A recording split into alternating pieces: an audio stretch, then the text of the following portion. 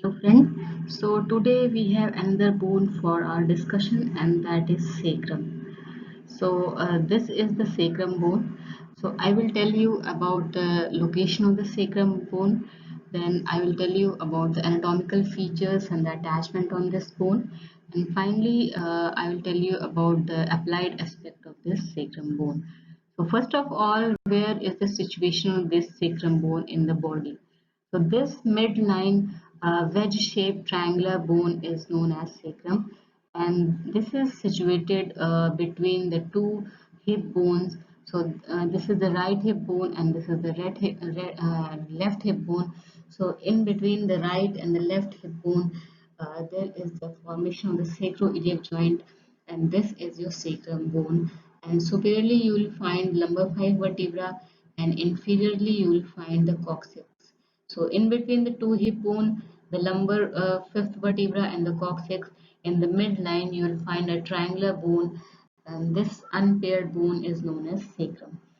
So now, before knowing about the anatomical position of this sacrum bone, I will tell you about some part of this sacrum bone, so it will be easy for you to keep the sacrum bone in normal anatomical position. So first of all, you must know this broader end of the sacrum is known as base, while this narrower end is known as apex. This is the broader end, which is base, that lies superiorly, and this is the narrower end that knows an apex and it lies inferiorly. Well, this is the smooth surface and it is concave, and this surface is pelvic surface or the anterior surface. While if you see in this picture, this is the rough area or the rough surface, it is irregular surface, and this surface is your dorsal or the posterior surface. So beside these two surfaces, you will find the lateral surface. On the lateral surface, you will find articulating area, and this articulating area is for the sacroiliac joint. You will find this anterior surface, this is pelvic surface, it is concave, while this rib surface is convex and it is dorsal surface. And this part is known as the base of the sacrum, and this part is known as apex of the sacrum. In this slide, you can see the real bone, that's the sacrum bone, and this is the this broader area is the base of the sacrum. This narrower end is your apex of the sacrum, and this concave surface is anterior surface, and this is smooth. If you see from its posterior side, it is rough. It is showing a lot of tubercle over here, and this is known as the dorsal surface, while this is the lateral surface of the real sacrum bone, and you will find a auricular surface over here that articulate with the iliac crest. So these are the surfaces, and some important point on behalf of that, it will be easy for you to keep the vertebra, the sacrum, in the normal anatomical position. So let's see what will be the normal anatomical position of the sacrum. This is the superior surface or the body or the first sacral vertebra. So this does not lie in the this does not lie parallel to the horizontal plane, but it forms some angle with the horizontal plane. So the superior surface or the first sacral vertebra forms about 30° with the horizontal plane, and this angle is known as sacral angle. So you have to keep the sacral vertebra in such a position that you just tilt the sacral vertebra somewhat anteriorly. This angle should be there between the horizontal plane and the superior surface of the first sacral vertebra. And when you do when you make this position, the anterior surface will naturally face downward and anteriorly and downward. So this concave surface is your anterior surface, and it should face anteriorly and downward, while this rough surface is your posterior surface or the dorsal surface. This will face posteriorly and upward. So this is the broader area, that is the base that lies superiorly, and this is the narrower area, that is narrower end, that is known as apex, and this should face inferiorly. So in this diagram, you can see this is the posterior surface, this is the anterior concave surface. It is facing anteriorly and downward, and this you can see this is the superior surface of the body of the first sacral vertebra, and that makes approximately 30 degrees with the horizontal. So in this normal anatomical position, you have to keep the sacrum in your ostial reviver or your exams. So this I have told you about the base of the sacrum. This base of the sacrum is divided into two parts. This part in the midline you can see here. This is the central part, and laterally you will find the expanded bony part, and this is known as the ala of the sacrum. So this central part is again divided. This shows the features, typical features of the vertebra. So it is again divided into body. This is the anterior side and this is the posterior side. So this is again divided. The central part of the base of the sacrum is again divided into the body anteriorly. Then you will find the vertebral arch, and in between the vertebral arch and the body, you will find the vertebral foramen.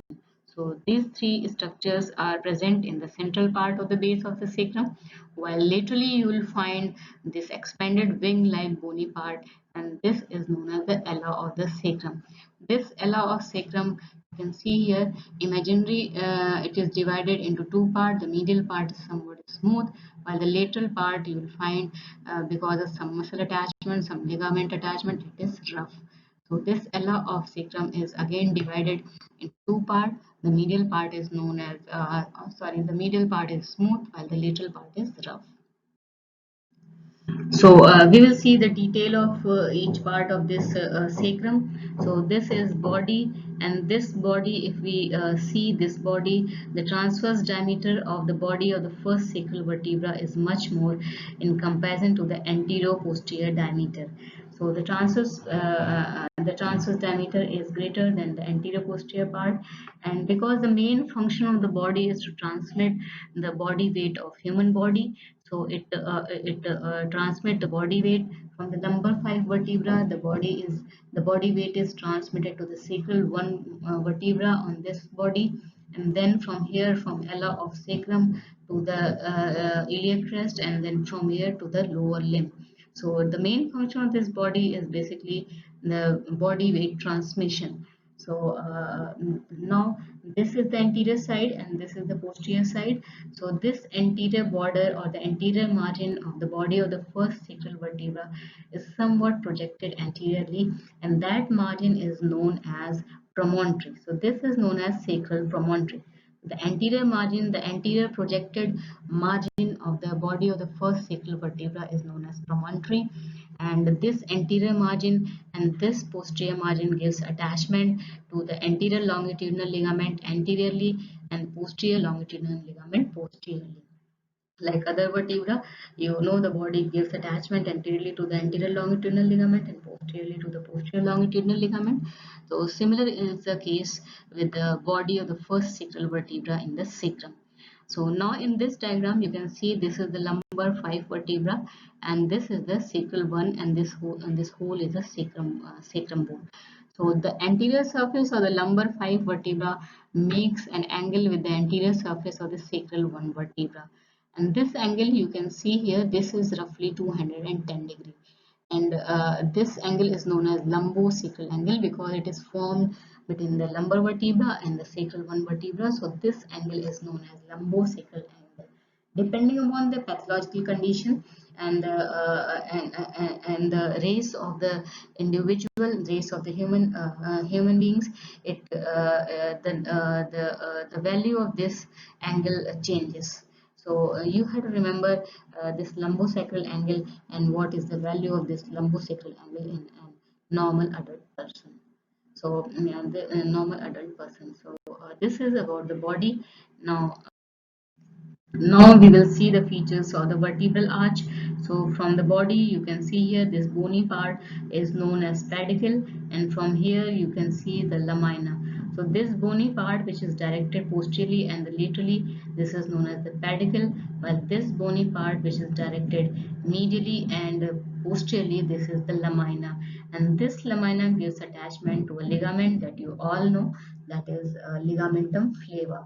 So in between the vertebral arch posteriorly and the vertebral body anteriorly, you'll find a triangular foramen, and this foramen is known as vertebral foramen, and that vertebral foramen leads to a canal that is formed by the fusion of the S1 to S5 sacral vertebra, and that is known as the sacral canal. So this vertebral foramen of the first sacral vertebra, it continues downward in the sacral canal. Yes, in this diagram you can see about the vertebral foramen. So here you will find a triangular vertebral foramen behind the body. In between the body and the vertebral arch, you will find a foramina, and this continues downward. It communicates with the canal that is known as the sacral canal. So this is the sacral canal, and this is the basically this whole is the sacral canal that is formed by the fusion or the continuation or the vertebral foramen or the S1, S2, S3, S4, and S5 vertebra. Now we are moving to the lateral part of the sacrum or the base of the sacrum, that is known as ala of the sacrum. So this expanded wing-like structure, this wing-like bony part is known as the ala of the sacrum.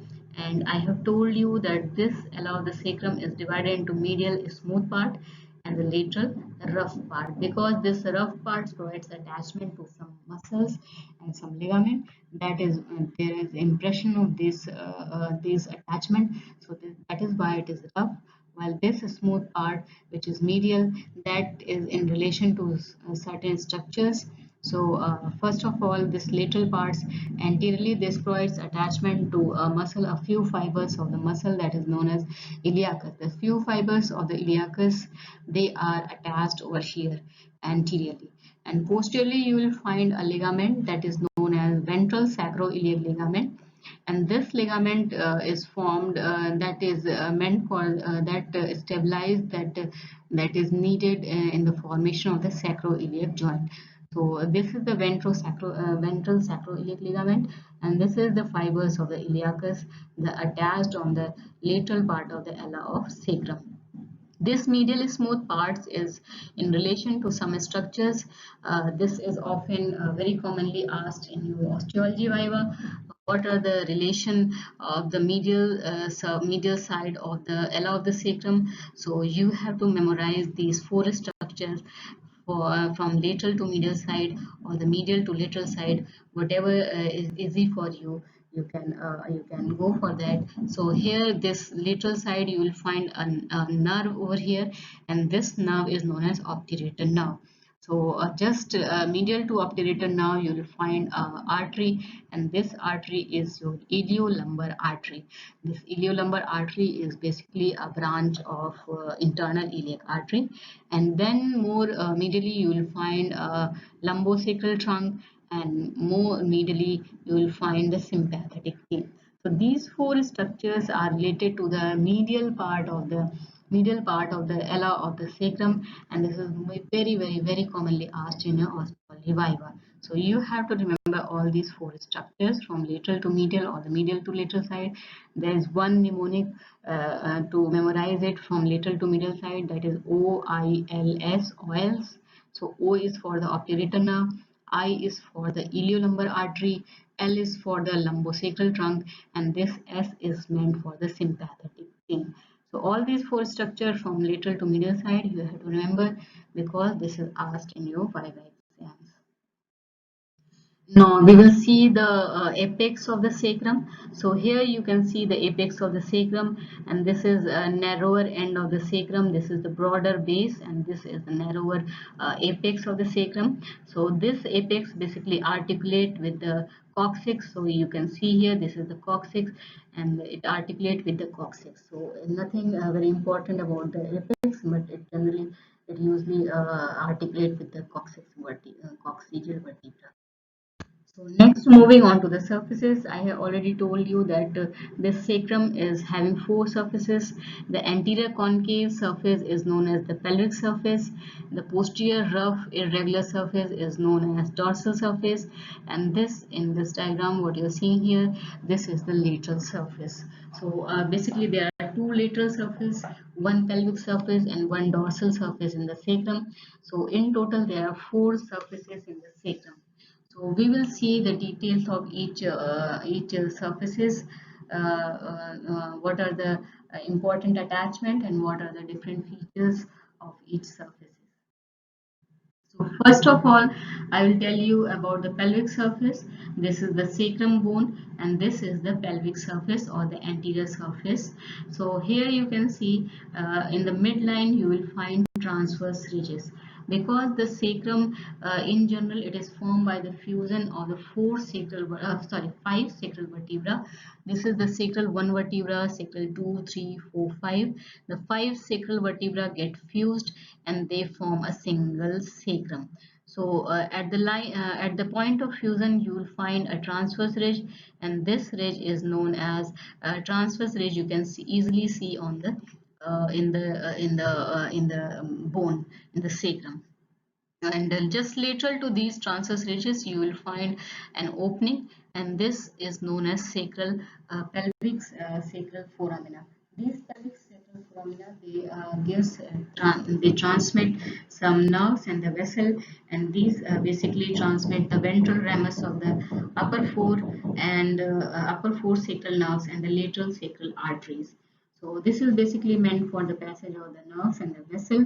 So then you have one more important feature about this sacral foramina, and this sacral foramina they communicates with the sacral canal through the intervertebral foramina. I will show you in the diagram, and then I will show you how these the sacral ventral sacral foramina or the anterior sacral foramina or the pelvic sacral foramina, how they communicate with the sacral canal through the intervertebral foramen.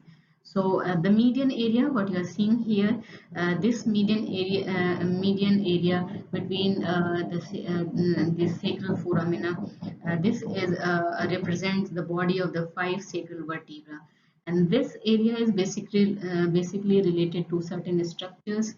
In the midline, you will find median sacral vessel, and then you have the sympathetic trunk. The sympathetic trunk or the sympathetic chain is related more laterally, and then the peritoneum and the pelvic mesocolon is related to the bodies of the upper two and half sacral vertebra. So this pelvic surface, the upper two and a half sacral vertebra is related to the peritoneum and the mesocolon part, and the mesocolon part and the lower two and a half vertebra are related to the rectum and also the superior rectal artery. Here you can see this is the lateral mass, and this bony lateral mass to the pelvic sacral foramina, just lateral to the pelvic sacral foramina, you will find the bony mass that is known as the lateral mass, and that is basically formed by the fusion of the costal element with each other and with the transverse process of the sacral vertebra. So, like the ella of the first sacral vertebra, the fusion of the costal element and the transverse process of the other sacral vertebra, they form the lateral mass on the lateral side of the pelvic sacral foramina. So here you can see this is the area of the lateral mass, and this is the median area that is formed by the bodies of the sacral five vertebra. Now you can see there is attachment or the origin of one muscle, and this muscle is known as piriformis. So this piriformis muscle is basically originating from the middle three pieces of the sacral vertebra. You know, this is the sacral 1 vertebra, and this is 2, 3 and 4. So the bodies of the the lateral mass and the middle three pieces of the sacral vertebra, they gives origin to the muscle that is known as piriformis. So here you can see the origin of the piriformis on both the side, and here, and this median area is related to various structure which I have told you, and this is the ella, and this ella is related to various structures also. This is often asked in your exam, and this is the ventral sacroiliac ligament, and this is the muscle fibers of the iliacus. So this is about the pelvic surface of the sacrum. Now we will see the dorsal surface. I have told you this dorsal surface is relatively rough. You can find a lot of elevation, lot of tubercle on the dorsal surface of this sacrum. So this is quite rough area, and the direction of this dorsal surface is basically backward and upward, because the superior surface of the body forms 30-degree with the horizontal. So obviously this posterior surface or the dorsal surface, it goes backward and the upward. And you can see here there are some vertical ridges. So there are almost 5 vertical ridges. Two you can see, one is here, one is here, and the two are more lateral and one median. So in total there are 5 uneven ridges, and these are the most prominent feature of this surface. So you can see here, this is the spinous tubercle, and all the spinous tubercle, they fuse and they form a median sacral crest. So the median ridge, that is called the median sacral crest, is basically formed by the fusion of the sacral spines, and the elevation along this crest is therefore known as spinous tubercle. So here you can see this projection, this is known as spinous tubercle, and the whole ridge is known as median sacral crest.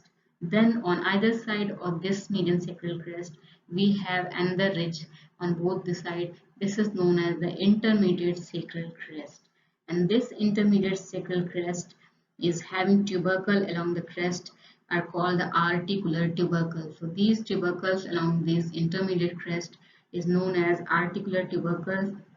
And because this crest is basically formed by the fusion of the articular processes. So the fusion of the articular processes, they form this intermediate crest. And then you have you can see here, this is the superior articular process. So this superior articular process of the first sacral vertebra, that articulates, it does not fuse but it articulate with the inferior articular process of the lumbar 5 vertebra and forms the lumbosacral joint over here. But rest of the articular processes, they get fused and they form an intermediate ridge over here.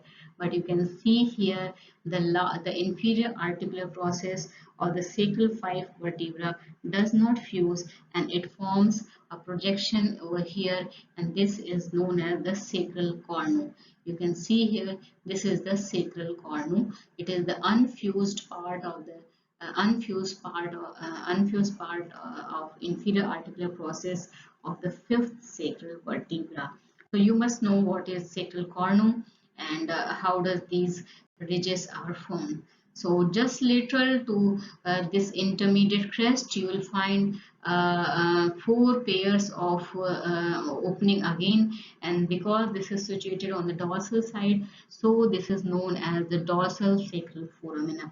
So you can see here the dorsal sacral foramina, and these dorsal sacral foramina, they also communicate with the sacral canal through the intervertebral foramina.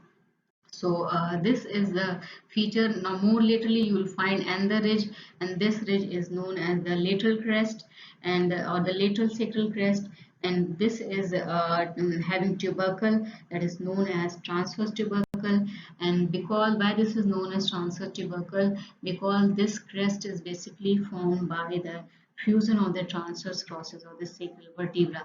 So all the transverse crosses of the sacral vertebra, they get fused and they form a ridge laterally, and this ridge is known as lateral sacral crest, and the tubercle present on these ridges are known as transverse tubercle.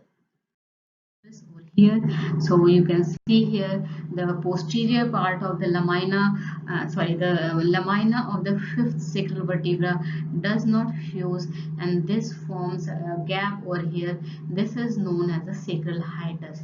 So this gap, what you are seeing here, this gap is known as sacral hiatus.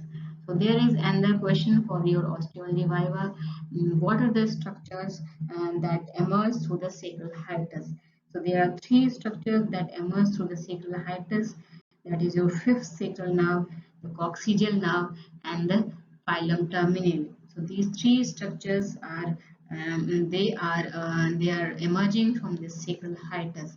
So there are 4 structures that are present, that are the content of the sacral canal, and while 3 structures are there that emerges through the sacral hiatus. So you must know what are the sacral hiatus, what is the sacral cornu, and what are the structure emerging through this sacral hiatus. So now moving on to the applied aspect of this sacral vertebra. So sometimes what happens, the lumbar vertebra get fused with the sacrum or the sacral one vertebra, and this condition is known as sacralization of the lumbar 5 vertebra. And many a times what happens, this sacral vertebra get detached from the rest of the sacrum, and it is incorporated into the lumbar vertebra, and that condition is known as lumbarization of the sacral vertebra. So you must know the difference between the sacralization and the lumbarization. Sacralization is of the lumbar 5 vertebra, while the lumbarization is a process of abnormal fusion of the sacral 1 vertebra. So these are the certain abnormal fusion of the sacrum. Then we have one more important applied aspect, that is during the epidural or the caudal anesthesia. And this diagram is basically taken from the Murray Clinical Anatomy, and all the other books which I have used for today's presentation are these. And that's all for today's topic. Thank you.